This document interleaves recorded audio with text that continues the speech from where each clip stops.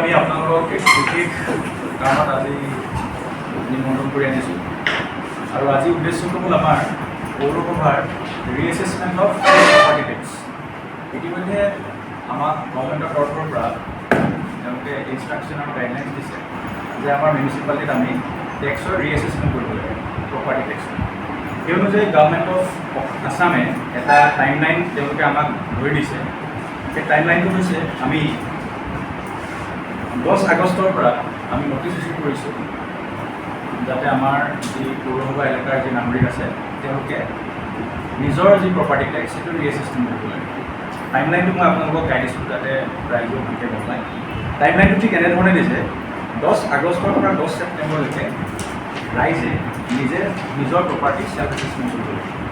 এতিয়া সেই কৰিবৰ কাৰণে তেওঁলোকৰ এটা গুগল প্লে' ষ্ট'ৰত এটা এপ আছে, সেই এপটো তেওঁলোকে ডাউনলোড কৰিব পাৰে। আৰু যদি তেওঁলোকে এপটো অনলাইনত ডাউনলোড কৰিব লাগে, প্ৰপাৰ্টি টেক্স আছাম আপোনালোকে ইয়াত লিখাই আছে propertytaxassam.in, সেই ৱেবছাইটটোত গৈ তেওঁলোকে সেই পৰ্টেলটো ডাউনলোড কৰিব পাৰে। পৰ্টেলটো ডাউনলোড কৰাৰ পাছত তেওঁলোকে নিজৰ ঘৰৰ যি ৰুম আছে, যি মাটিকালি আছে, সেই গোটেই বস্তুখিনি তেওঁলোকে পৰ্টেলটোত ভৰাব পাৰিব।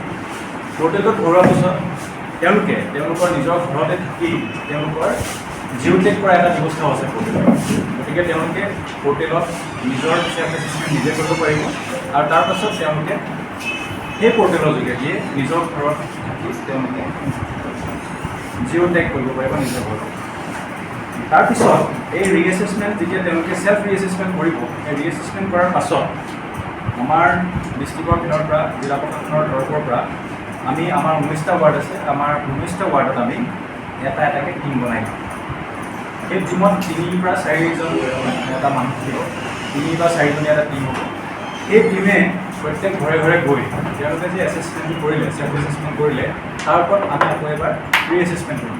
এতিয়া বহুতো নাগৰিকে হয়তো গম নাপাব যে এছেছমেণ্টটো কেনেকৈ কৰিব লাগে বা দিওঁতে তেওঁলোকৰ এছেছমেণ্টটো ভুলো হ'ব পাৰে।